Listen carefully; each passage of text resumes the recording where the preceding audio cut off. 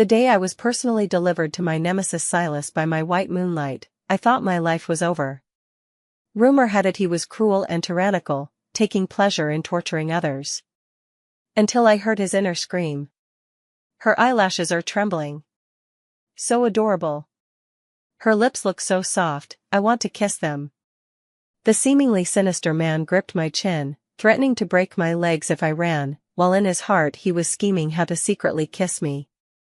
It wasn't until I was thrown into this opulently icy bedroom that I truly understood how much Gabriel hated me. Hated me enough to personally deliver me to his greatest rival, Silas. The man rumored to be cold-blooded, savage, and controlling half the city's underworld. I curled up on the enormous bed, the silk sheets slithering like snake skin against me. The air carried the frigid scent of cedar, as unyielding and invasive as the man himself. I'm done for. This time, I'm truly done for. Click. The door opened. I jerked violently, squeezing my eyes shut. My heart pounded in my throat. Footsteps approached, deliberate and unhurried. Each step landed squarely on my frayed nerves. He stopped by the bedside.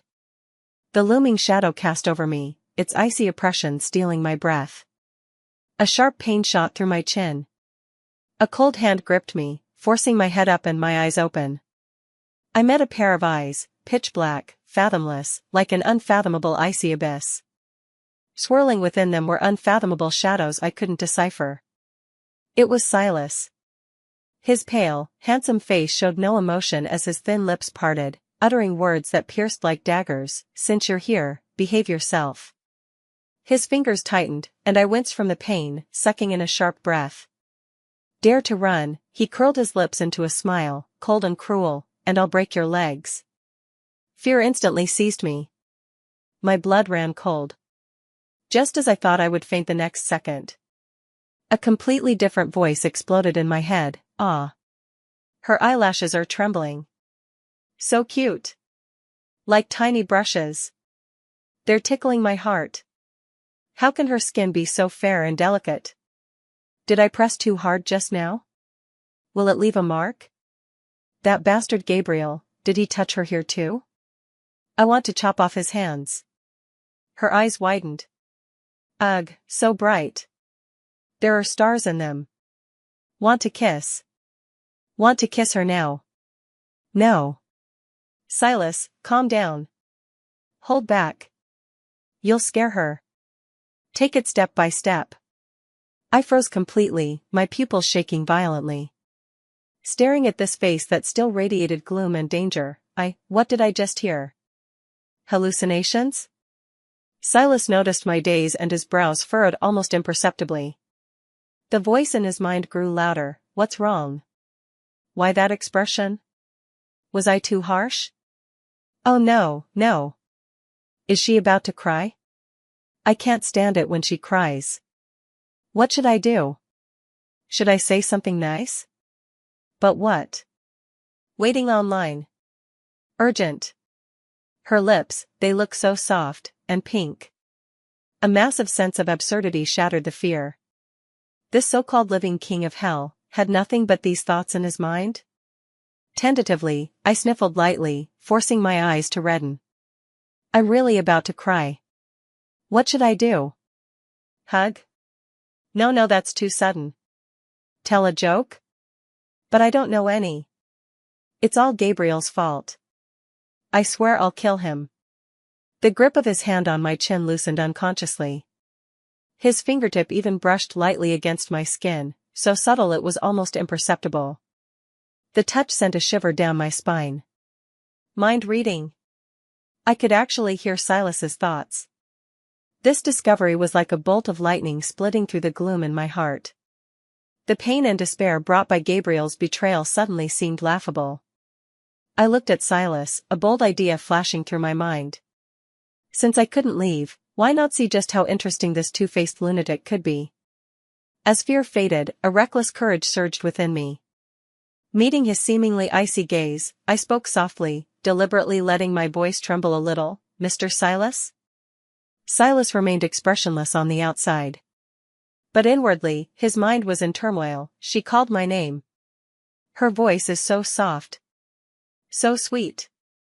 She's afraid of me. No. I can't let her be afraid of me. What should I reply? Oh? Got it? Would that be too cold? His Adam's apple bobbed as he clenched his jaw. After a long pause, he forced out a single icy syllable from his throat, humph. I almost couldn't hold back my laughter. Quickly lowered my head. That was close. Silas is gone. Leaving me alone sitting on the enormous bed, digesting this astonishing discovery. I can hear his thoughts. That famously cold and brutal man actually has a ridiculously loud pervert living in his head. It's absurd. But, it's not so bad. At least I know he won't really hurt me for now. Miss Aurora. A sharply dressed female assistant walked in, her tone respectful but her gaze scrutinizing. Sir instructed that you can tell me if you need anything. I looked at her and said nothing. Is this the woman the master brought back?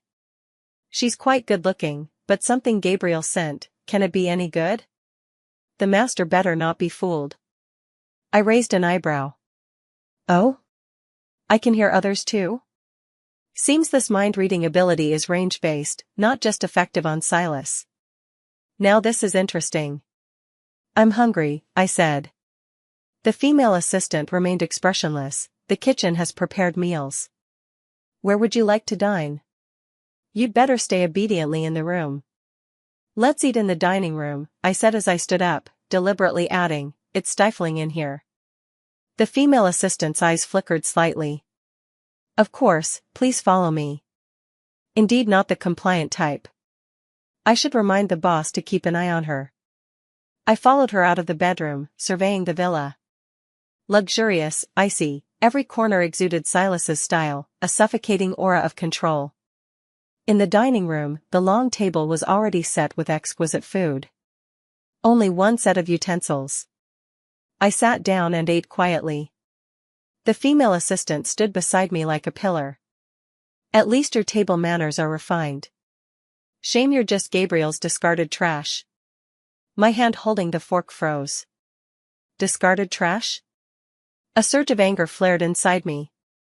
Gabriel, that bastard, threw me away like garbage, all for his so-called white moonlight.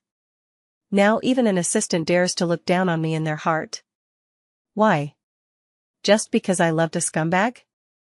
I put down my fork, looked up, and flashed the female assistant a sweet smile. Sister, aren't you tired from standing all this time? Would you like to eat together? The assistant froze for a moment, then resumed her professional expression. No need, Miss Aurora, this is my job. A weasel giving New Year greetings to a chicken, trying to cozy up, huh? I sneered inwardly. Fine, we'll see. After finishing the meal, I returned to that enormous bedroom. Bored. Frustrated. Even though I knew Silas' secret, I was still trapped here.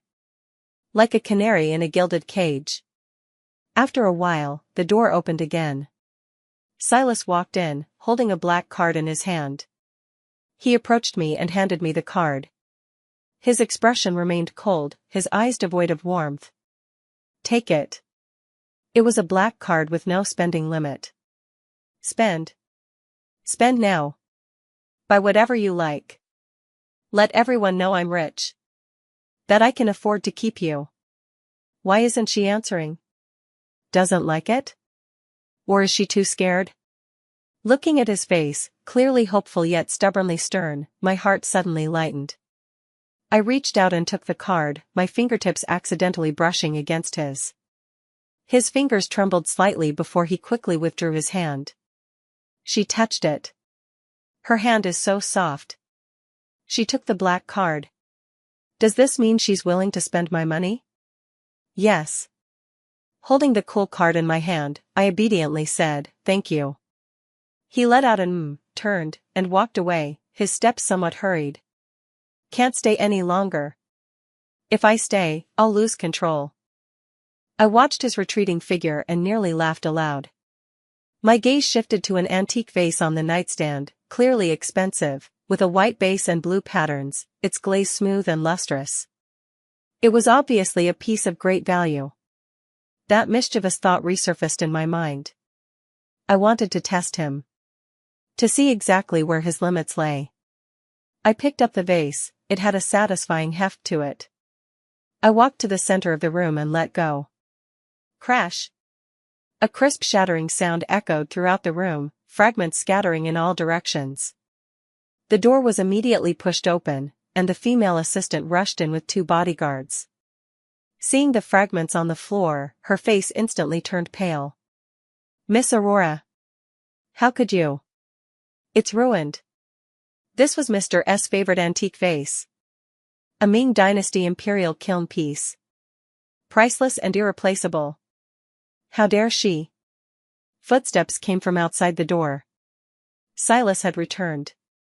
He stood at the doorway, staring at the shattered pieces on the floor, the atmosphere around him instantly dropping to a terrifyingly low pressure.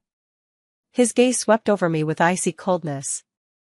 I shrank my neck, lowered my eyes, and whispered, "Sorry, I didn't mean to." My heart was pounding a little. Did I take it too far? Is he really going to get angry? Silas didn't speak, walking over step by step. The female assistant nervously spoke up, "Sir, this vase." Silas raised his hand, cutting her off. He crouched down, picked up a larger piece of the broken vase, and examined it. Then, he looked up at me. The expression on his face was a bit strange. As if he was trying hard to hold something back. Shattered is shattered. Out with the old, in with the new. She apologized to me. Her voice was so soft. So sweet. Is she scared? Silas, where's your expression control? Smile for her. Wait, no, would smiling make it even scarier? His facial muscles twitched stiffly a few times before he finally managed to squeeze out what could only be described as a twisted version of kindness. He said to me woodenly, "It's fine." The female assistant and the bodyguards all wore identical expressions of shock and disbelief. Silas stood up and casually tossed the shattered pieces into the trash, as if it were just an ordinary piece of glass. He looked at me, his tone deliberately calm. "You like the sound?" I numbly nodded. His next words petrified everyone. "Tomorrow, I'll have someone deliver a truckload of bowls for you to smash." Having said that, he turned around as if he had accomplished some formidable task, walking away stiffly. He left behind me and a group of stunned onlookers. The female assistant's gaze toward me changed completely, from the previous disdain to uncertainty, even tinged with a hint of fear. I stood rooted to the spot, staring at the shards on the floor. Only one thought lingered in my mind. Well, this just got interesting. Silas left. The room was silent except for me and a sea of broken fragments. The female assistant remained frozen in place, her face cycling between shades of pale and ashen. "Mr. Just what kind of spell has this woman cast on him?" That was his most treasured vase. I bent down and picked up a piece of shattered porcelain. Its edge was razor sharp. "Sister," I said softly, "could you please clean this up?" The female assistant snapped out of her daze and looked at me with a complicated expression. "Yes, Miss Aurora." She called the servants and quietly instructed them to clean up. They moved swiftly, not daring to slack off in the slightest. "I'll have to reevaluate this one. The master's attitude is far too unusual." I walked to the window and gazed at the imposing high walls outside. The unease in my heart completely vanished. In its place was a strange sense of control. I knew his secret. And that was enough. At dinner, Silas didn't show up. The female assistant dined with me, her attitude much more respectful. "The master has social engagements, Miss Aurora, please make yourself at home. It's best to stay put." I leisurely cut my steak. "I'd like to take a walk in the garden." The female assistant hesitated. "Sir has instructed that you cannot leave the villa." "The garden is still within the villa grounds, isn't it?" I looked up at her. "Or does Big Sister need to call and ask Mr. Silas for permission?" The assistant's expression darkened slightly. "She's provoking me." But earlier, Sir didn't even care about the vase because of her. She lowered her head. As you wish, Miss Aurora. I'll have someone accompany you. No need, I set down the fork and knife, I prefer to be alone. He stood up and walked straight toward the glass door leading to the garden. The assistant did not stop him again. Never mind, let her be. As long as she stays within this courtyard. The garden is very large and meticulously maintained. The roses are in full bloom, exuding a rich fragrance in the night air. I walked to the swing set and sat down. Gently swaying, the iron chains made faint creaking sounds. How ridiculous. Gabriel thought he had pushed me into hell. Little does he know, a colossal secret is hidden here. Miss Aurora. A deep voice suddenly sounded behind me. Startled, I turned around. It was a tall man in a black suit with a stern face, one of Silas's personal bodyguards. He held an overcoat in his hands. The master instructed me to bring you this since it's chilly at night. The master called to give this order just 10 minutes after leaving. This woman. I took the coat. Thank you. The master also said, the bodyguard paused, if you wish to swing, you can have the maid push you. The original words were, she's so thin, swaying by herself must be exhausting. Find someone to attend to her. I couldn't help but curl my lips into a smile. No need, I can manage on my own. The bodyguard nodded but showed no intention of leaving. Like a mountain, he stood firmly by my side. Sir told me to keep an eye on you, to make sure you don't fall. Fine. I continued to gently sway on the swing. The evening breeze brushed against my face, carrying the scent of flowers. For the first time, this prison didn't seem so unbearable. At least, it's better than being by Gabriel's side, watching him dote on another woman every day. Back then, I was a true joke. Clearly, he was the one who approached me first, yet in the end, he accused me of being clingy. My heart grew heavy again. I took a deep breath and shook off those chaotic thoughts. It's all in the past now. Now, I have more important matters to attend to. Like properly enjoying this special care from Silas. I stepped off the swing. The bodyguard immediately took a step forward. Miss Aurora? I'm heading back. I handed my coat to him. Tell Mr. Silas the swing was nice, just a bit lonely. The bodyguard froze. How am I supposed to relay that? I didn't explain. Turning around, I walked back inside. For some reason, my mood had lifted. I even started humming a tune. When I returned to the bedroom, the broken fragments had already been cleared away. It was as if nothing had ever happened. The female assistant stood at the door. Miss Aurora, your clothes and daily necessities are all prepared and waiting in the dressing room. I nodded and walked into the dressing room. Then froze. Rows upon rows of designer clothes, handbags, shoes, and jewelry. All the latest seasonal releases. The tag still attached. This speed. I casually picked up a dress. The number on the price tag made me raise an eyebrow. Sir gave the order to prepare everything this afternoon. All arranged according to the highest specifications.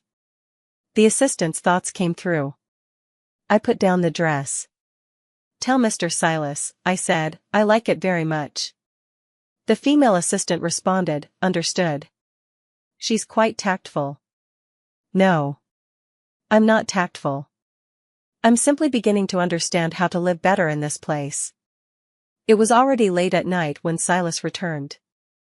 I lay in bed pretending to sleep. I heard him tiptoe in. He stopped by the bedside. His scorching gaze fell on my face. You're even cuter when asleep. Want to hold you? No, you'll wake up. He stood there for a long time. So long that I was almost genuinely falling asleep. Then, I felt an extremely light kiss land on my forehead. A fleeting touch. Like a feather brushing by. Good night, my baby. He practically fled the room in a hurry. The door was gently closed behind him. I opened my eyes and touched the spot on my forehead where I'd been kissed. My heart was beating a little too fast. This villain seems genuinely a bit adorable. When I woke up the next day, Silas was no longer at the villa. The assistant informed me that the sir had gone to the company. Before leaving, the sir instructed that you are not to leave the house, but all your requests must be fulfilled. All my requests? Sipping my milk, an idea formed in my mind. I want to adopt a cat. The assistant visibly hesitated. Miss Aurora, the sir is allergic to animal fur. Oh, never mind then. I interrupted her, lowering my eyes, I'm just feeling a bit lonely. The voice softened, tinged with a touch of disappointment. She looks so pitiful. If the sir knew. The female assistant hesitated. I'll ask the sir for instructions. I nodded and didn't speak further. But deep down, I was wondering, how would Silas react? Half an hour later, the assistant returned, her expression somewhat complicated. Miss Aurora, the sir says it's fine. The sir's exact words were, let her raise whatever she wants, even if she wants a lion, get it for her. I nearly choked on my milk. A lion? That might be going a bit too far. Thank you, I said with a genuinely warm smile. The female assistant looked at me, her expression shifting again. Her smile is truly beautiful, no wonder the sir. In the afternoon, the staff from the pet store delivered a few kittens. They were purebred, of noble lineage, and shockingly expensive. I chose the quietest ragdoll cat, small, soft, with blue eyes like glass marbles. I held the cat in the garden, basking in the sunlight. The kitten purred in my arms while my assistant stood not far away. This cat is so well behaved. Miss Aurora holding it looks just like a painting. I scratched the kitten's chin, though my mind wandered elsewhere. What is Gabriel doing right now? Is he off frolicking with his so-called white moonlight? Does he think I'm sitting here heartbroken, drowning in tears, wishing I were dead? Too bad, I'm about to disappoint him. Miss Aurora, the female assistant suddenly approached, there's a phone call for you. I raised an eyebrow. A call for me? The gentleman instructed it to be transferred to you. I took the phone. Hello? There was silence on the other end of the phone for a few seconds. Then came a voice I loathed with every fiber of my being. Aurora? It was Gabriel. My heart sank like a stone. You're alive? His voice was tinged with disbelief. Silas didn't harm you? I clenched the phone until my knuckles turned white. Thanks to you, I'm just fine. He sneered, stop being stubborn. I know you're suffering there, worse than death. I know Silas better than you do. He must be torturing her. Given Silas's nature, he wouldn't let her off easy. I listened to his heartbeat and suddenly laughed. Gabriel, I said slowly, you know what? Silas bought me a cat yesterday. What? It's an expensive ragdoll cat with blue eyes, really beautiful. You're talking nonsense. And what's more, I continued to provoke him, he was afraid I'd be bored, so he said he would take me to an auction tomorrow for fun. The other end of the phone fell completely silent. She's lying. She must be lying. How could Silas possibly be this nice to her? Aurora, have you lost your mind? Gabriel's voice was filled with anger. Have they tortured you insane? Do whatever you think. I gently stroked the kitten in my arms. By the way, thank you for sending me over. It's much more comfortable here than by your side. With that, I hung up the phone directly. I handed the phone back to the female assistant. Her hands were trembling slightly. She actually dared to speak to Gabriel like that. I smiled at her, sister, could you help me buy a cat tree for the kitten? Oh, of course, she replied hastily, her retreating figure somewhat flustered. I kept scratching the kitten's chin, feeling better than ever before. Gabriel, this is just the beginning. When Silas returned in the evening, his expression was grim. He strode straight into the bedroom, his gaze falling on the cat in my arms. How annoying. Clinging to her like that. The kitten sensed his stare and burrowed fearfully into my embrace. I held it tighter. Silas cast a cold glance at the cat, then at me. Gabriel called you today. It was a statement. I nodded. What did he say? Looking at his dark expression, I suddenly wanted to test him once more. He said you're torturing me, I whispered, making my life worse than death. Silas's eyes instantly turned icy. An intimidating aura of low pressure emanated from him. Gabriel. You're asking for death. But when he spoke, his voice was surprisingly calm. What exactly are you saying? I raised my head and looked straight into his eyes. I said. I deliberately paused. You've been very kind to me, buying me a cat, and even mentioned taking me to an auction tomorrow. Silas was stunned. The auction? He stared at me for a few seconds. Then, he took out his phone and dialed a number. Tomorrow evening, he said into the phone, Christie's auction, arrange it. After hanging up the phone, he looked at me. I'll take you there tomorrow. This time, it was my turn to freeze. Really? Yeah. He turned to leave but stopped. Put that cat down. It's irritating to look at. I looked down at the shivering kitten in my arms, then at him. Suddenly, I understood something. I put the cat down and walked up to him. Standing on tiptoe, I gently planted a kiss on his cheek. Thank you. Then I quickly stepped back. Silas froze completely, as if someone had hit his pause button. She kissed me. Initiated it herself. Ah. His ears turned visibly red. After a long moment, he finally found his voice and said stiffly, get some rest. Then he walked out, limbs moving awkwardly. The door closed. I stood there, unable to hold back a laugh. This villain is really something else. The next evening, Silas actually took me to the auction. He had prepared a black evening gown for me, elegantly tailored, with the price tag secretly cut off by me, not daring to look. The female assistant trembled as she styled me. He's really taking her out. And to an auction. This is simply. I sat in front of the mirror, letting them do as they pleased. I felt a bit of anticipation. Not for the auction. But for Gabriel's reaction when he found out. When Silas walked in, I was already ready. He wore a tailored suit, his figure tall and commanding.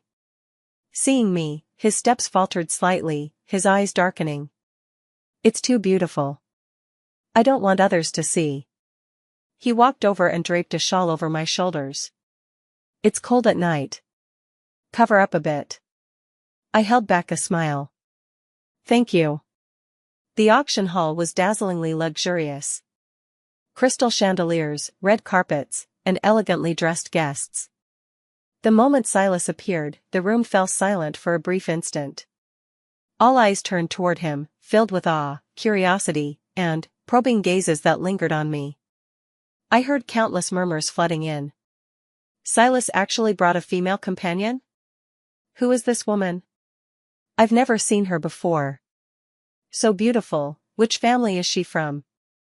Silas remained expressionless, but his arm subtly tightened, pulling me closer to him. What are you staring at? Want me to gouge your eyes out? We took our seats in the front row. The moment we sat down, I felt a familiar gaze. Turning around, I met Gabriel's shocked eyes. Seated beside him was his white moonlight, Cecilia. Cecilia also spotted me, her eyes filled with disbelief. How is she here? And with Silas? Gabriel's face turned extremely grim. This can't be. How could Silas bring her to an event like this? I withdrew my gaze, curling up the corners of my mouth. The show was about to begin. The auction commenced, with one treasure after another being presented. Silas didn't raise his paddle until a blue diamond necklace appeared. Next is Tears of the Deep Sea, starting bid at 8 million. Under the lights, the necklace glittered brilliantly. It was beautiful, but I had little interest. Yet, Silas raised his paddle. 10 million. The entire room erupted in murmurs.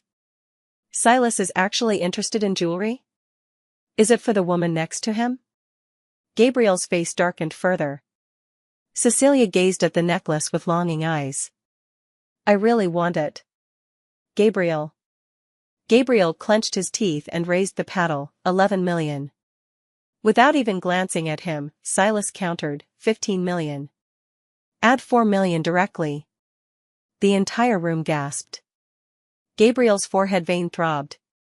Silas is doing this on purpose. Cecilia gently tugged at his sleeve. Gabriel, forget it. But Gabriel seemed provoked. 16 million. Silas finally glanced at him, his eyes icy cold. 20 million. Competing with me? You're not worthy. Gabriel's hands were trembling. This has already exceeded the budget. Cecilia whispered, it's too expensive, I don't want it anymore. But Gabriel, looking at Silas's indifferent face and my calm expression, felt a surge of rage. 21 million. Silas chuckled softly. The mockery in that laugh turned Gabriel's face livid. 30 million. The entire room fell silent. 3 million for a necklace. Gabriel froze completely. He couldn't offer more. The auctioneer's hammer fell. Sold. The tear of the deep belongs to Mr. Silas. All eyes turned toward us, their gazes complex. Silas stood up to complete the formalities. I remained seated alone, feeling the scorching stare from behind me. Aurora, Gabriel walked up to me, his voice thick with suppressed anger. What exactly did you do? I looked up and calmly stared at him. What can I do for you, sir? He was momentarily taken aback by my form of address. Don't forget who sent you here. I remember very clearly, I smiled. Thank you for getting me out of the rubbish pile. Gabriel's face turned livid instantly. How dare she? Cecilia also walked over, her eyes looking pitiful. Miss Aurora, how can you say such things? I couldn't be bothered with her. Just then, Silas returned, holding the velvet box containing the necklace in his hand. Without even glancing at Gabriel, he opened the box and took out the necklace. Then, under the gaze of everyone present, he personally placed it around my neck. The cool blue diamond rested against my collarbone. It suits you. A perfect match indeed, he murmured quietly in my ear as he leaned down. His breath brushed past my ear, causing me to shiver slightly. Raising my eyes, I caught sight of Gabriel and Cecilia's stunned expressions. A surge of satisfaction welled up in my heart. Thank you, I really like it. Silas straightened up, giving Gabriel a cold glance. Do you have anything else to say? Gabriel's lips moved slightly, but in the end, he remained silent.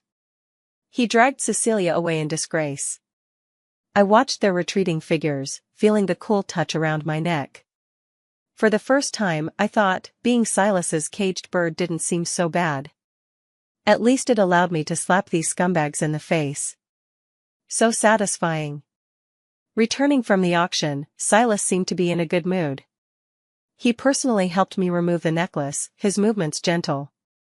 Your neck is so slender.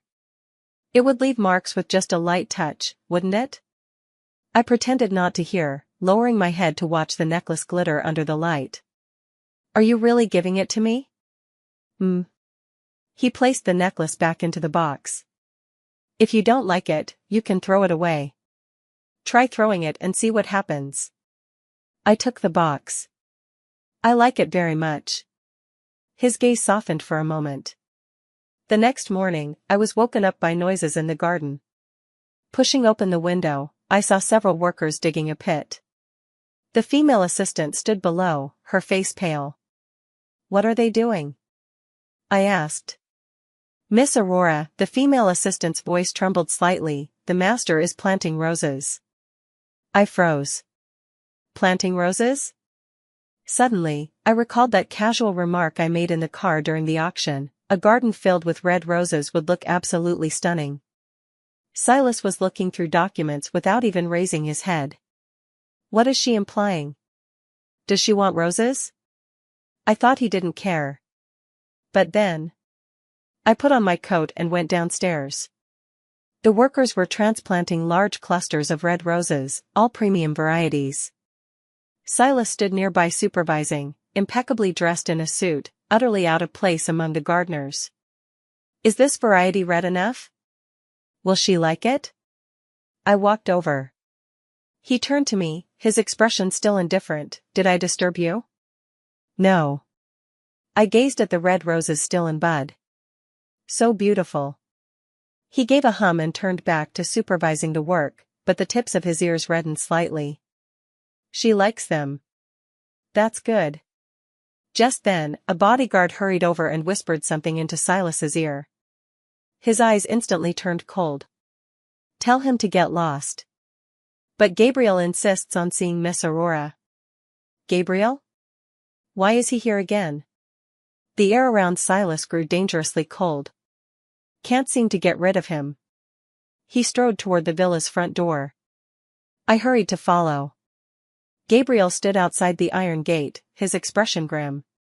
When he saw me standing next to Silas, his gaze darkened. Silas, what have you done to her? Silas smirked. What concern is it of yours? She is the one I sent. It's mine now, Silas said icily. Leave now, or I won't mind sending you back in a stretcher. Gabriel was trembling with anger but didn't dare to force his way in. He looked at me. Aurora, were you forced?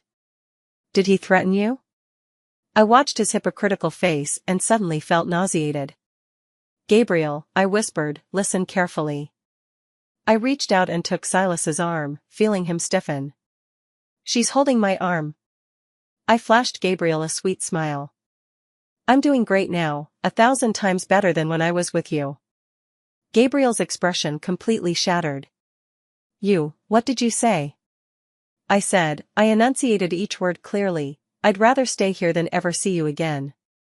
Silas grasped my hand tightly in his. The grip was strong but warm. He glared at Gabriel, his eyes like poison-tipped daggers. Did you hear that? Get lost. Gabriel stumbled back a step. His eyes were filled with disbelief and humiliation. In the end, he turned and left. His retreating figure looked utterly defeated. Silas released my hand, though his mood was clearly lifted. She'd rather stay here. He glanced at the roses being planted. Add another 500. I looked at his cold, hard profile and suddenly asked, Silas, why are you so good to me? His body stiffened. Because I like you. I've liked you from the first glance. But what came out of his mouth was, you belong to me. Naturally, I should take good care of you. Actions speak louder than words. I couldn't help but laugh. Well then, thank you, master? Sudden text translation below, output only. Silas whirled around to look at me. His pupils constricted sharply. What did she call me? His Adam's apple bobbed as he spoke in a husky voice, say it again. I leaned close to him and whispered softly in his ear, Master. The next second, the world spun around me. He suddenly picked me up in his arms. Silas. Shut up. He carried me swiftly toward the villa. Don't even think about getting out of bed today. The workers and bodyguards all lowered their heads, not daring to look. I buried my face in his chest and couldn't help but laugh. This villain is really too amusing. Silas carried me straight upstairs. The sound of his footsteps echoed through the empty hallway. My heart was racing. She called me master. She actually called me master. His thoughts were frantic and chaotic, his arms tightening around me. Kicking the bedroom door open, he set me down on the bed. His movements seemed rough, yet his touch softened as he lowered me.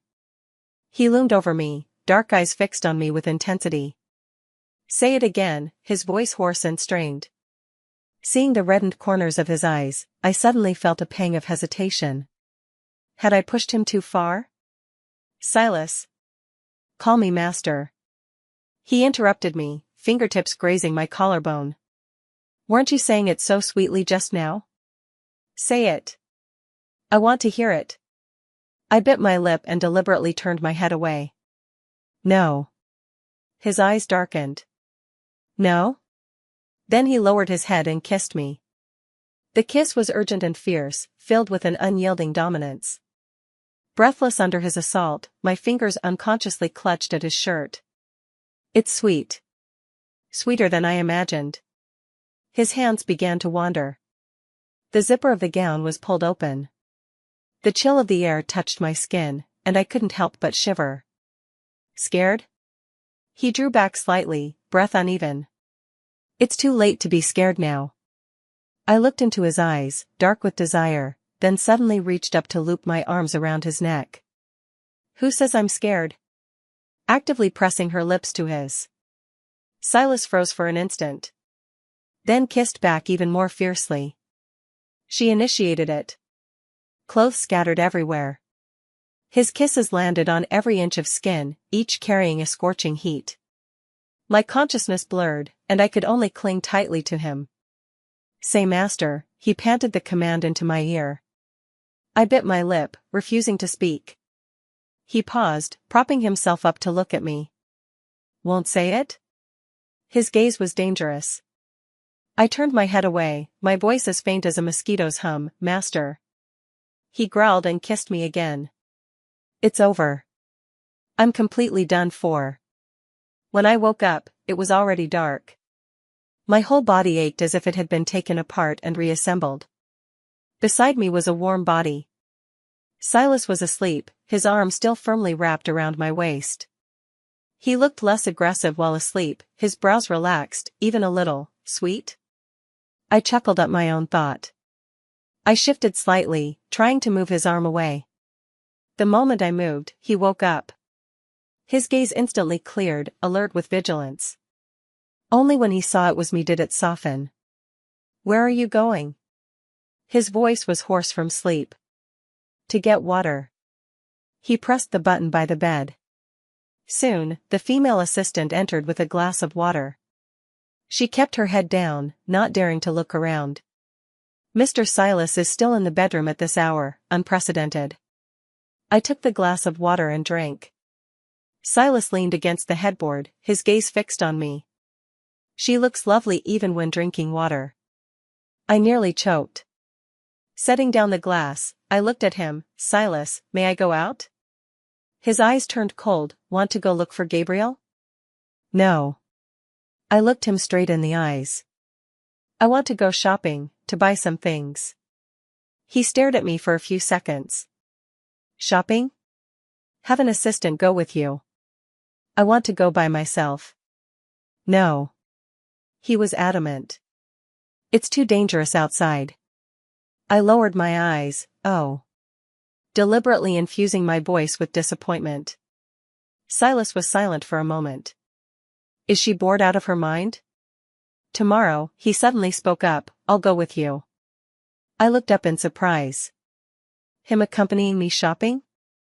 Just let everyone see whose person she is. I couldn't help but laugh. All right. He looked at me with a smile, his eyes darkening slightly. Tempting me again. He pulled me back into his arms. Sleep. His tone was firm, but the tips of his ears turned red. I leaned against his chest, listening to his strong heartbeat. Suddenly, I thought, this doesn't seem so bad after all. At the very least, it's better than being alone. At least, he wouldn't carelessly discard me like Gabriel did. Clear out the mall tomorrow. Don't let anyone crowd her. I couldn't help but curl my lips into a smile. The next afternoon, Silas really did take me shopping. Not a private session. But he brought 8 bodyguards. They tightly surrounded us from all sides. Pedestrians hurriedly stepped aside wherever we went. I was a bit speechless. Do you really have to do this? Silas said expressionlessly, safety first. We cannot let any suspicious individuals get close. I looked at his tense profile and gave up struggling. Whatever, it's better than being locked up in the villa. Entering a luxury boutique. The shop assistant turned pale with fright at the sight of such a scene. Mr. Silas. Silas ignored her and said directly to me, take whatever you like. You can buy everything if you want. I browsed casually and picked up a silk scarf. How about this one? He glanced at it, ugly. Not worthy of her. I picked up another bag. How about this one? It's okay. The style is too old-fashioned. After browsing for a long time, I didn't pick anything. Either it was too ugly or just okay. The shop assistant was about to cry. What exactly does this young lady want? I was getting a bit annoyed too. Silas, you're the one who said you wanted to go shopping. Silas looked at me and suddenly said to the clerk, wrap up all the latest models. The clerk was overjoyed, yes. Right away. Wait. I stopped her, I just want this one. I randomly picked up the smallest coin purse. The clerk froze. Silas frowned. Too cheap. Is she trying to save me money? I insisted, I want this one. Silas stared at me for a few seconds. Suit yourself. I'll have my assistant bring over all the other styles when we get back. I paid, walked out of the store carrying a small shopping bag, and felt inexplicably happy. I browsed a few more shops after that. Silas followed me the whole time like a moving iceberg. Everywhere we went, the temperature seemed to drop. But I knew, his mental barrage was probably going wild. She touched that doll. Buy it. She stopped at the perfume counter for 3 seconds. Pack up all the scents. She glanced at that dress one more time. Hire the designer for a custom fitting. I pretended not to notice anything. Until we passed by a jewelry store. In the display window sat a simple pair of platinum wedding bands. The design is very simple, without any decoration. I paused to take a closer look. Silas noticed immediately. Like it? Just okay. He directly pulled me into the store. Take this pair out. The clerk recognized him and hastily took out the pair of rings. Silas picked up the woman's ring and looked at me. Hold out your hand. I blankly extended my hand. His movements were somewhat stiff, but he carefully slid the ring onto my ring finger. It fit perfectly.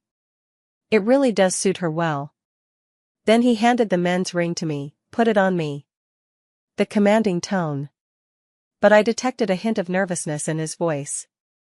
I picked up the ring and slowly slipped it onto his ring finger. His fingers were long and slender, with distinct knuckles. It looked good on him. Silas looked at the ring on his hand with complex emotions in his eyes. Like getting married, he said. He suddenly withdrew his hand and turned to the clerk, ordering, wrap it up. Aren't you going to wear it? I asked. He paused his steps, too flashy. Afraid she wouldn't want to wear it. I looked at the ring on my hand, then at him. Suddenly understanding something, I said, I think it looks quite nice. As I spoke, I pushed the ring further onto my finger. Just keep wearing it. Silas suddenly turned his head to look at me. His gaze was scorching. She's willing to wear it. He grabbed my hand with such force it startled me. Don't you dare take it off. All right. He stared at our intertwined hands for what felt like an eternity. On our ring fingers, a simple pair of rings gleamed faintly under the light. On the ride back, he held my hand the entire time. His thumb unconsciously brushed against the ring. It feels like a dream. I leaned against his shoulder, pretending to be asleep. But in my heart, I was thinking. Perhaps I could try, really stay by this madman's side. At the very least, he's real. 1,000 times more real than that hypocritical scumbag, Gabriel. Several peaceful days passed. Until Cecilia came knocking. At the time, I was playing with the cat in the garden, and Silas had gone to the company. The female assistant's expression was slightly uneasy when she came to announce. Miss Aurora, Cecilia wants to see you. I raised an eyebrow. What was she doing here? Let her in. Cecilia walked in, dressed in a white dress, looking pitiful. When she saw the ring on my finger, her eyes darkened. Miss Aurora, long time no see. I gently swayed on the swing, not getting up. What do you want? She bit her lip. I know you don't welcome me, but there's something I must say. Go ahead. Gabriel, he regrets it deeply. I laughed. Regrets what? Not personally sending me to an even worse place? No. Cecilia said urgently. Ever since he returned from the auction that day, he's been in low spirits. He actually loves you.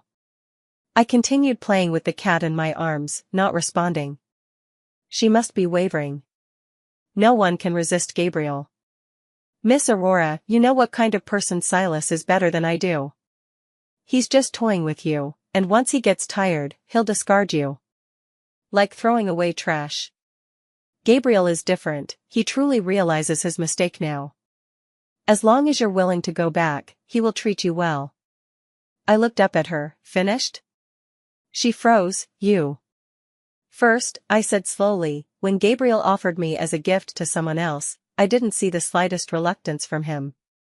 Secondly, no matter how bad Silas is, at least he wouldn't send me away for another woman. Cecilia turned pale. You've been brainwashed by Silas. I stood up and walked over to her. Cecilia, you know what? I said softly, here, I can keep cats if I want, go shopping if I want, or even smash vases if I feel like it. I raised my hand wearing the ring. I wear whatever I want. When I was with Gabriel, he would accuse me of being unchaste if I so much as glanced at another man. Cecilia took a step back. You've changed. Yes, I've changed, I smiled. Changed to know what's truly good for me. At that moment, Silas's cold voice sounded from behind. Who let her in? Cecilia jumped in fright. Silas strode over and immediately pulled me behind him. His gaze swept over Cecilia like a sharp blade. Get out. Cecilia forced herself to say, Mr. Silas, I came to see Miss Aurora. You're not welcome in my place, Silas cut her off. If I see you here again, you'll face the consequences.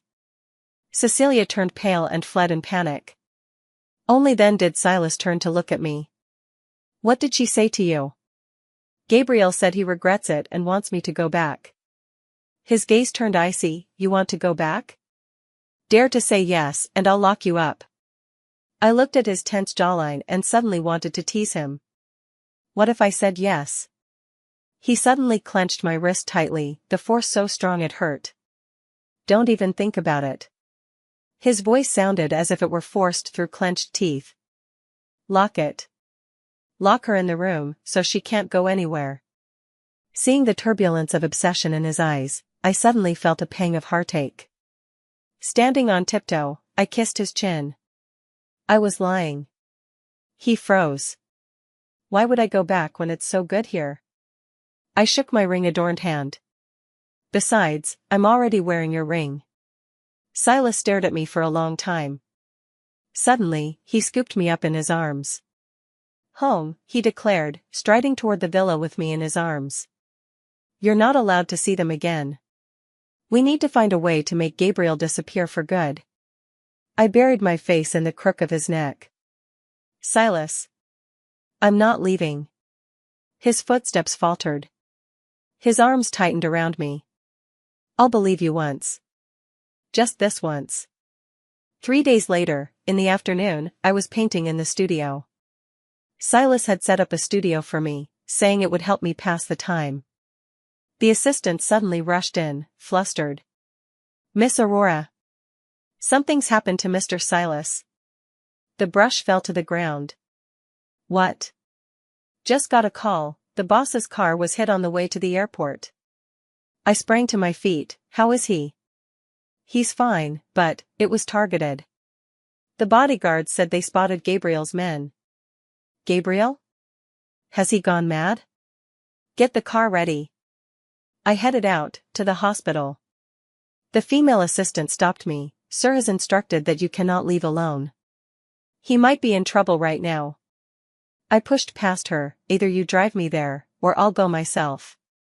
The female assistant hesitated for a moment before finally nodding. I'll go with you.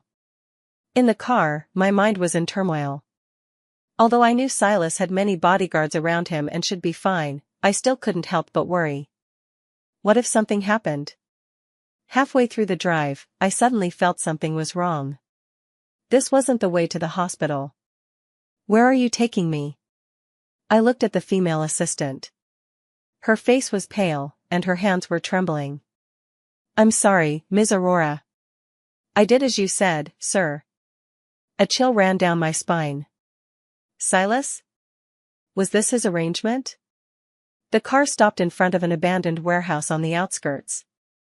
The female assistant got out of the car, avoiding my gaze. Miss Aurora, please, she said. I steadied myself and followed her into the warehouse. Inside the empty space stood a figure. Gabriel. He turned around, wearing a triumphant smile. Aurora, we meet again. I looked at him and suddenly understood. The car accident was fake. Of course, he approached. Without using this method, how else could I lure you out? Where's Silas?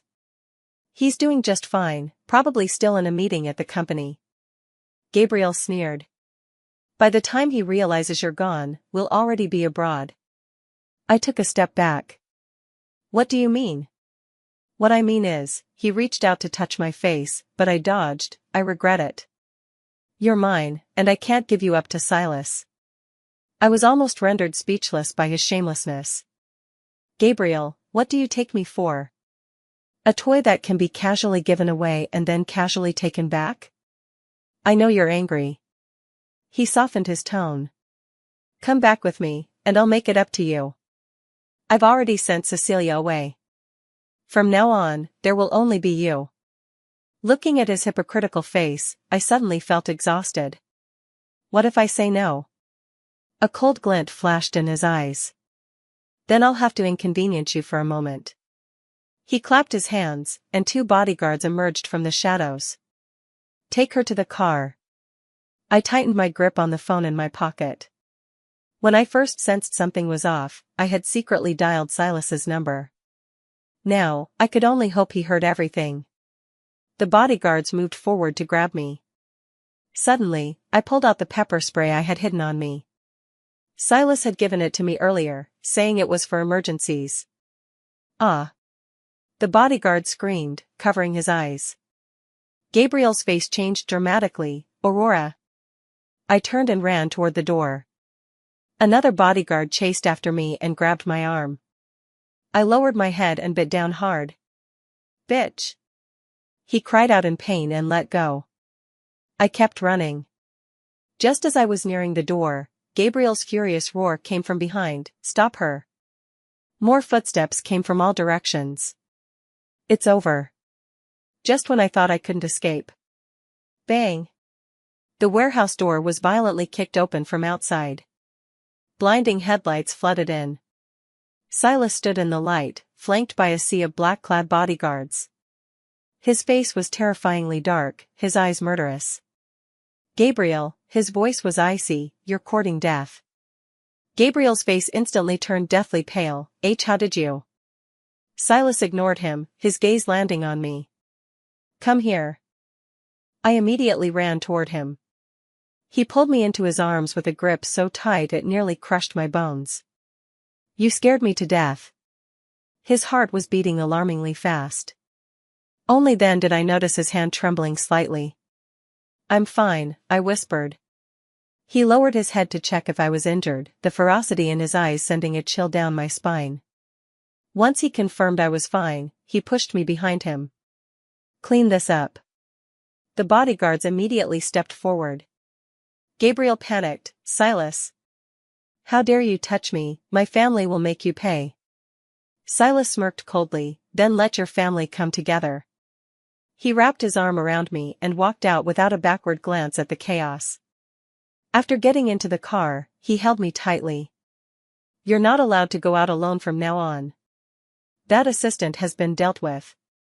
I leaned into his arms, feeling his violently pounding heartbeat. Silas. How did you find me? He remained silent for a moment. When you called without saying anything, I knew something was wrong. Luckily, I installed a tracker. So that's how it was. Gabriel said, I whispered, he regrets it and wants to take me away. Silas's arm tightened abruptly. Are you wavering? No. I looked up at him. Because I realized. I leaned closer to his ear and whispered, I think I might like you a little. The car screeched to a halt. Silas stared at me intently. What did she say? Likes me? Really? His Adam's apple bobbed, voice hoarse, say it again. I smiled, good words aren't meant to be repeated. His gaze darkened as he lowered his head to kiss me. The kiss was fierce and urgent, filled with a madness of something lost and regained. Mine. Forever mine. Between gasps, I whispered, let's wait until we get home. He pressed his forehead against mine, breath unsteady. All right. Home. The car drove straight into the garage. Silas carried me out of the car and didn't let go the entire way. The servants all lowered their heads and avoided looking. The master looks terrifying. Is Miss Aurora okay? He kicked open the bedroom door and placed me on the bed. The motion seemed rough, but his hand was protecting my head. Silas. He knelt on one knee beside the bed, brushing aside my hair to examine me carefully. Where did he touch you? The murderous intent in his voice made me tremble. Nowhere, I used the spray. He stared at my wrist. There was a faint red mark where the bodyguard had grabbed me earlier. His eyes instantly turned icy. I'll kill him. I quickly grabbed his arm, don't. He turned around, his eyes bloodshot, did he touch you? It's all right now. I sat up and cupped his face, look at me. His breathing was heavy, his chest heaving violently. I want to kill. I want to chop everyone who touched her into pieces. I kissed the corner of his lips. I'm right here, safe and sound. He closed his eyes, and when he opened them again, the madness had slightly receded. But his arms remained tense. Does it hurt? He gently stroked the red mark. No, it doesn't. He lowered his head and planted a kiss on the red mark. Light as a feather. Like a feather brushing by. Then, he did something unexpected, he lowered his head and bit me gently on the collarbone. Not too hard, but enough to leave a mark. I let out a soft whimper. He pulled back, staring at the bite mark with darkened eyes. My mark. So everyone will know she's mine. I touched the mark, torn between amusement and disbelief. Are you a dog or something? He narrowed his eyes dangerously. What did you just say? I actively looped my arms around his neck. Do you want to leave a few more? His breath hitched. She's inviting me. The next second, the world spun. He pinned me into the bed, kisses raining down. This time was fiercer than ever. As if he wanted to devour me whole. In between passionate moments, I whispered, gently. He paused his movements and indeed lightened his grip. Must not hurt her. But that bite mark, he couldn't stop obsessing over it. He kept licking and kissing it, as if to brand it into his bones. By the end, I was so exhausted I couldn't even lift a finger. He carried me to the bath and cleaned me carefully. Looking at the distinct bite mark on my collarbone, he narrowed his eyes in satisfaction. It looks good. I lazily leaned into his embrace. Silas. Don't do this again in the future. His body stiffened, don't you like it? No. I looked up at him. I don't need this kind of mark to prove who I belong to. He pressed his lips together. You do. I cupped his face and said earnestly, I wear your ring, live in your house, and sleep in your bed. Isn't that proof enough? He froze. A whirlpool of complex emotions surged in his eyes. After a long moment, he lowered his head, pressing his forehead against mine. It's not enough. It will never be enough. I sighed. This insecure lunatic. Fine, have it your way. He tightened his arms, pulling me even closer. Don't you dare take off the ring. Okay. Don't leave me. Okay. Don't see Gabriel again. You wouldn't see me even if you begged. He seemed satisfied and gently kissed the bite mark. Does it hurt? A little. He kissed it again. I'll be gentler next time. I couldn't help but laugh. Silas. I'm hungry. He immediately stood up. What would you like to eat? The noodles you make. He froze. She remembers? Last time, he cooked noodles for me late at night. They were awful, but I finished every bite. Okay. He put on his pajamas and walked out. At the door, he turned to look at me. Aurora. Say what you just said again. I played dumb. What do you mean? His expression darkened. Smiling, I crooked my finger at him. He came over. I leaned close to his ear and whispered, I like you. His ears instantly turned red. Worth it. He turned and quickly walked away, his retreating figure a bit hurried. I collapsed onto the bed, laughing out loud. This villain is really getting more and more adorable. Silas's noodles were still terrible. But I sat at the dining table, slowly eating them bite by bite. He sat across from me, staring with a slightly furrowed brow. Too salty. Use less salt next time. The maids stood at a distance, their eyes filled with astonishment. The master is actually cooking himself. What kind of magic does Miss Aurora possess? I finished the last bite and set down my chopsticks. I'm full. Silas wiped the soup stain from the corner of my mouth. I'll have the chef prepare it tomorrow. No. I shook my head. I only want yours. His eyes flickered slightly. She's being coquettish. Just then, his phone rang. He glanced at it, and his expression darkened. I'll be in the study. He got up and left, his footsteps more hurried than usual. I watched him disappear around the stairwell corner, feeling an inexplicable heaviness in my heart. I had caught a glimpse of the caller ID, it was a number without a saved contact. But the last digits were distinctive. I recognized that number. It was Cecilia. What did she want with Silas? The female assistant was replaced by a new person named Aline. She came over to clear the dishes. Would Miss Aurora like some fruit? I looked at her young face and suddenly asked, has Cecilia been here recently? Aline's hands trembled, and the plate almost slipped. And no. How did she know? My heart sank. Just as I thought. Tell me the truth, I stared at her. Silas doesn't like being lied to. Aline turned pale. Miss Cecilia came the day before yesterday, spoke a few words with the master in the garden. What did they say? I was too far away to hear clearly, but Miss Cecilia was crying when she left. Cry? I tightened my grip on the water glass. Silas and Cecilia. What's going on between them? When Silas returned to the bedroom at night, he carried a faint scent of cigarettes. He rarely smokes. I pretended to be asleep, my back turned to him. He stood by the bed for a moment before climbing in gently. His arm instinctively wrapped around my waist. You smell so nice. But tonight, his heartbeat was slightly erratic. I opened my eyes in the dark.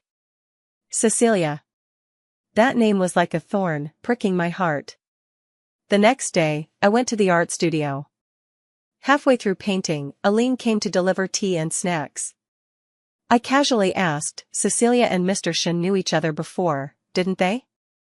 Aline's hand trembled, spilling the tea. I'm sorry. I'll clean it up right away. I can't say. Sir would be angry. I watched her flustered state, growing more suspicious in my heart. Aline, I put down the paintbrush, guess what, if I were to tell Silas now that you've intentionally kept something from me? She plopped to her knees. Miss Aurora. Please don't ask me, I really can't say. I was stunned. Was she really that scared? Get up. She stood up trembling, tears welling up in her eyes. Go out. She fled as if granted amnesty, walking away quickly. I looked at the unfinished painting on the canvas. It was a pair of eyes. Silas's eyes. Now those eyes seemed veiled in mist. During my nap, I had a nightmare. I dreamt of Silas and Cecilia standing side by side. He gazed at her, his eyes tender. Just like the way he once looked at me. I jolted awake. The bed beside me was empty. Silas was gone. I stepped out of the bedroom and heard muffled voices coming from the study. Enough. It was Silas's voice, laced with anger. I crept closer. The door wasn't fully closed. Through the crack, I saw him standing by the window, his back to the door. Cecilia, this is the last time. He was on the phone with Cecilia. What happened back then ends here. The person on the other end seemed to be crying and pleading. He was silent for a moment before speaking again, his voice icy. I owe you nothing. Don't call again. He hung up the phone and stood motionless, his back rigid. Before he could turn around, I quietly retreated to the bedroom, lying down on the bed with my heart pounding like a drum. Something from the past? What exactly happened between him and Cecilia? When Silas returned, I had already closed my eyes and pretended to be asleep. He gently got into bed, wrapping his arms around me from behind. Kissing my hair, he murmured, "Thank God you're still here." My heart skipped a beat. What did that mean? The next day, I accidentally knocked over a cup of coffee in Silas's study. While he went to change his clothes, I quickly rummaged through his drawers. At the very bottom, I found a locked box. It was very old. The lid was engraved with a letter, C, the initial of Cecilia's name. My heart gradually grew cold. I stared at the box. An old wooden box with a rusted lock. C, Cecilia. So there really was a past between Silas and Cecilia. So all that gentleness, that possessiveness, those seemingly obsessive actions. Or maybe it's just because I resemble her. Or am I merely a tool for him to vent his anger at Cecilia?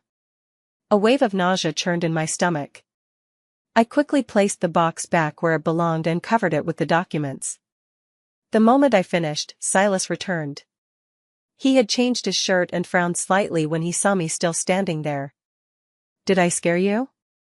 I looked down at the coffee stain on the floor. I'm sorry. He walked over, lifted my face. Just a cup. Why are you so pale? I avoided his gaze. I'm a bit tired, I want to go back and rest. He stared at me for a few seconds. I'll go with you. No need. My voice was a bit hurried, then softened. You go about your business, I'll just rest a while. His gaze darkened for a moment, but he eventually nodded. Call me if you need anything. I nearly fled back to the bedroom. Closing the door, I slid down with my back against it. My heart was pounding so hard it hurt. That box burns in my mind like a branding iron. What's inside? Love letters? Tokens? Photos? Everything about his past with Cecilia? Then what am I? A ridiculous stand-in? Or just a tool he uses to provoke Cecilia? No wonder Cecilia dares to keep coming back. No wonder she always looks at me with pity and smugness. So that's how it is. I hugged my knees and buried my face in them. How ridiculous. I thought I had finally escaped Gabriel's deception. Only to jump into another trap. When Silas returned to the room in the evening, I was already lying down. As usual, he hugged me from behind, his arms around my waist, his chin resting on top of my head. Why so docile today? I froze, not daring to move. His kiss landed on the back of my neck. I shuddered violently. Don't. He paused abruptly. What's wrong? His voice carried displeasure. I closed my eyes. Not today. He was silent for a moment. His arms tightened around me. Who upset you? No one. Tell me the truth. I bit my lip. Should I ask, what exactly is your relationship with Cecilia? I couldn't bring myself to ask. I was afraid of hearing an answer I didn't want to hear. I'm really tired. I shifted slightly towards the edge of the bed. Let's sleep. He didn't speak again. But I knew he wasn't asleep. The gaze from behind burned so intensely it felt like it would scorch right through me. You're avoiding me. Why? That night, we slept back to back for the first time. An invisible chasm lay between us. The next day, I woke up very early. Silas was no longer in bed. When Aline came to bring breakfast, she looked at me carefully. Miss Aurora, you and the master. It's nothing, I interrupted her. Today I want to be alone. But the master instructed. Get out. She didn't dare to say more and left with her head bowed. I walked to the window and looked at the newly planted roses in the garden. They were blooming beautifully. He said he planted them for me. Is that true? Or does Cecilia also like roses? My phone suddenly rang. It was an unfamiliar number. I answered it. Miss Aurora. It was Cecilia. I gripped my phone tightly. What is it? I think we should meet. There's nothing we need to talk about. It's about Silas, she said softly. Don't you want to know what's inside that box? I gasped. How did she know? 3 o'clock this afternoon, downtown cafe. She said, you'll regret it if you don't come. The call ended. I stood there, my hands and feet ice cold. She knew. She knew I had seen that box. This is a trap. But I have no choice but to jump in. I must know the truth. Even if that truth will destroy me. At 3 in the afternoon, I arrived at the cafe on the dot. Cecilia was already seated there, dressed in a white suit, looking elegant and poised. I sat down across from her. Let's cut to the chase. She smiled and slid an envelope toward me. Take a look at this first. I opened the envelope. Inside were several photos. In them, a young Silas and Cecilia stood side by side. He gazed at her with a tenderness I had never seen before. There's another one, showing Cecilia collapsed in tears in Silas's arms. The date was 5 years ago. We used to be together, Cecilia said softly. He loved me deeply. I looked at the photo, feeling my heart gradually tighten. Why did you break up? Because of Gabriel, she lowered her eyes. He orchestrated our separation. Silas always thought I betrayed him. So Silas isn't dealing with Gabriel entirely for my sake. It's for revenge. Then what about that box? I ask. What was inside? Cecilia gives a bitter smile. Letters he wrote to me. And our engagement ring. Engagement ring? It suddenly hits me, those plain bands Silas slipped onto my finger. So, even that was. He brought you back just to provoke me. Cecilia looked into my eyes. Now that he knows the truth, we have decided to start over. I stood up. Finished? She froze. You don't believe me? Whether I believe you or not doesn't matter. I picked up my bag. Let Silas tell me himself. I turned and walked away. My steps were steady, but my heart was bleeding. By the time I returned to the villa, the sky had already darkened. Silas sat in the living room, his face gloomy. Where have you been? I looked at his handsome face and suddenly felt exhausted. Met with Cecilia. He abruptly stood up. Why did you go to see her? Tell me your story. I walked up to him. I heard you two were once engaged. His pupils suddenly constricted. She also said you only brought me here to make her jealous. And now you two are getting back together, is that it? Silas's face turned ashen. She's talking nonsense. What about the box? I asked. The one engraved with AC, what's inside it? He froze. A flicker of panic flashed in his eyes. She knows. My heart sank completely. So it's true. It really was. I turned to leave, but he grabbed my arm. Let me explain. What is there to explain? I looked at him. Explain how you used me as a substitute? Or explain how you exploited me to provoke her?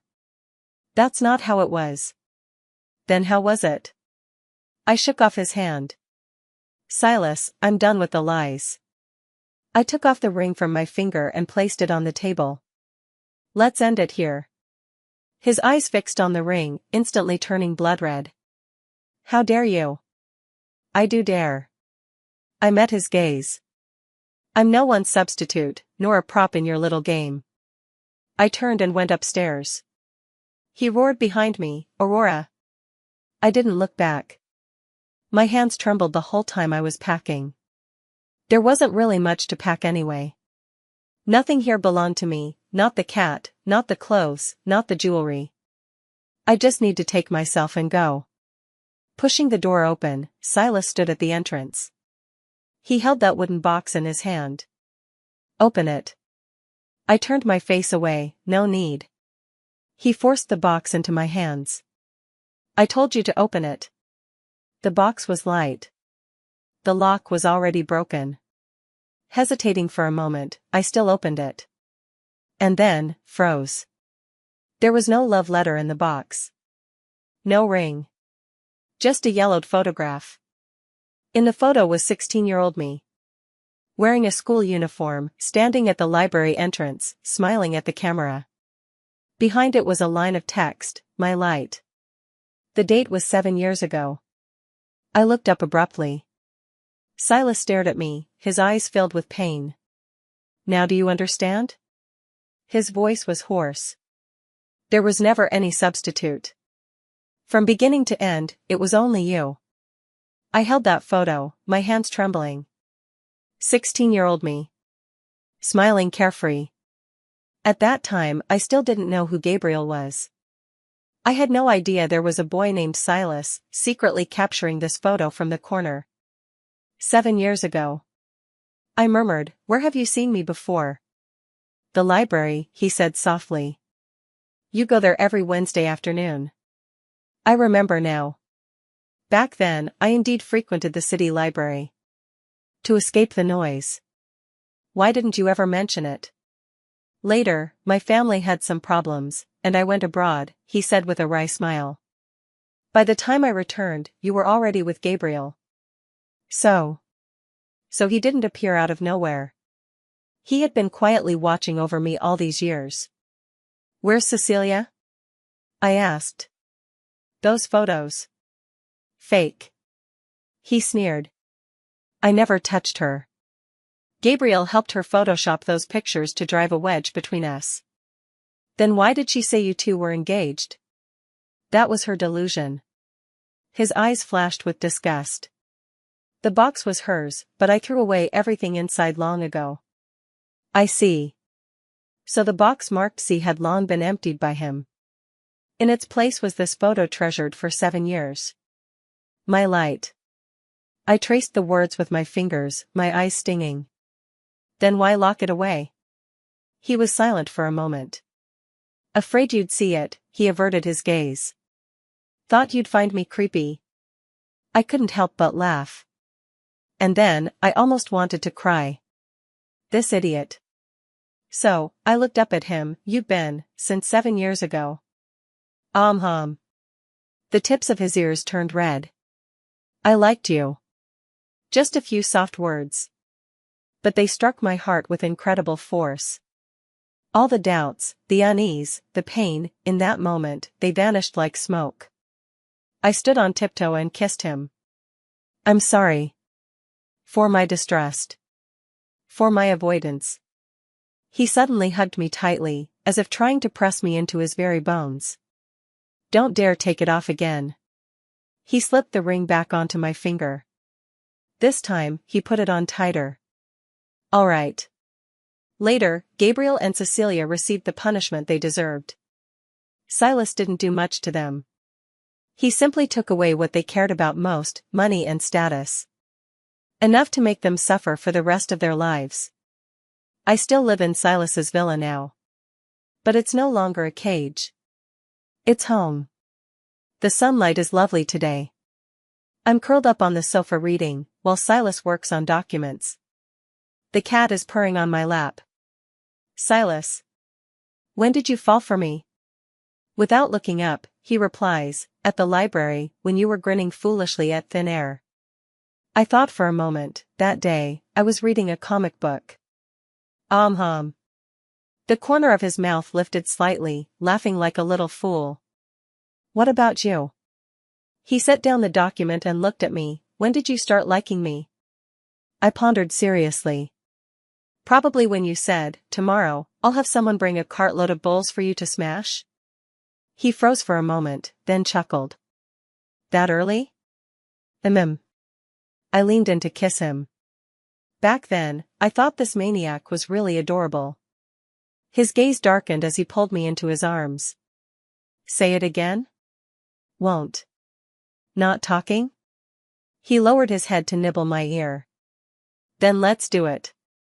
Sunlight streamed through the window, warm and cozy. I thought amidst his kisses. Perhaps from the moment I was sent here, it wasn't falling into hell. But rather, finally coming home.